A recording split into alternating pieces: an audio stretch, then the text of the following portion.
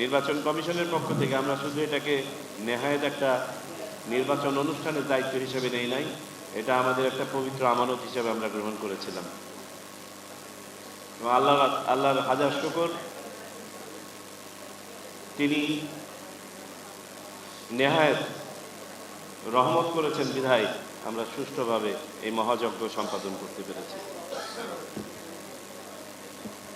দেশবাসীর প্রতি আমাদের একান্ত কৃতজ্ঞতা যে তারা স্বতঃস্ফূর্তভাবে ঈদ উৎসবের মতো এই আয়োজনে অংশগ্রহণ করেছেন, যে কারণে বন্যার পানিতে যেমন খড়কুটো টিকে থাকে না, তেমনিভাবে যা কিছু অশনি ছিল, যা কিছু শঙ্কার জায়গা ছিল, এই বন্যার পানিতে সব ভেসে গেছে এবং আমরা জাতি হিসেবে চূড়ান্তভাবে বিজয়ী হয়েছি। আমি আর কথা বাড়াই না, পুনরায় আপনাদের কাছে কৃতজ্ঞতা জ্ঞাপন করছি নির্বাচন কমিশনের পক্ষ থেকে। আমাদের এখানে সাংবাদিক ভাইরা, বিশেষ করে আমাদের রাজনৈতিক নেতৃবৃন্দ সারা রাত ছিলেন, আমি আপনাদের সাথে ছিলাম। আমাদের প্রশাসনিক ব্যবস্থাপনায় হয়তো কোনো ঘাটতি থেকে থাকবে, আপনাদেরকে যথাযথভাবে আমরা লুক আফটার করতে পারি নাই। দয়া করে আপনারা এগুলো ক্ষমা সুন্দর দৃষ্টিতে দেখবেন। অ্যান্ড ইনশাল্লাহ আমরা সন্ধ্যাবেলায় যখন আজকে আমাদের বিদেশি ভাই বোনদেরকে আমরা শুভেচ্ছা জানাবো একটি ডিনারের মাধ্যমে, সেখানে যদি আবারও দেখা হয়, কথা হবে।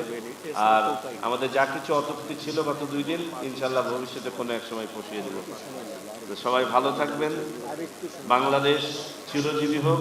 বাংলাদেশের গণতন্ত্র আর কখনোই যেন তার নির্দিষ্ট যে রেল আছে সেখান থেকে বিচ্যুত না হই। এই নির্বাচন যেন আমাদের ভবিষ্যতে আরও ভালো নির্বাচন করার জন্য পাথেয় হয়ে থাকে, দৃষ্টান্ত হয়ে থাকে, এই আশাবাদ ব্যক্ত করে আমাদের ভুলভ্রান্তির জন্য পুনরায় ক্ষমা চেয়ে নিয়ে আপনাদের কাছ থেকে বিদায় নিচ্ছি এবং ফরমালি এখান থেকে প্রচারণাই শেষ। বাকি যে স্ট্যাটিস্টিক্যাল কিছু জিনিস আছে আপনাদেরকে আমাদের সম্মানিত সিনিয়র সেক্রেটারি আলাদাভাবে আমাদের মিডিয়ার ভাই বোনদেরকে দিয়ে দেবেন। সবাইকে অনেক ধন্যবাদ। আসসালামু আলাইকুম। No question.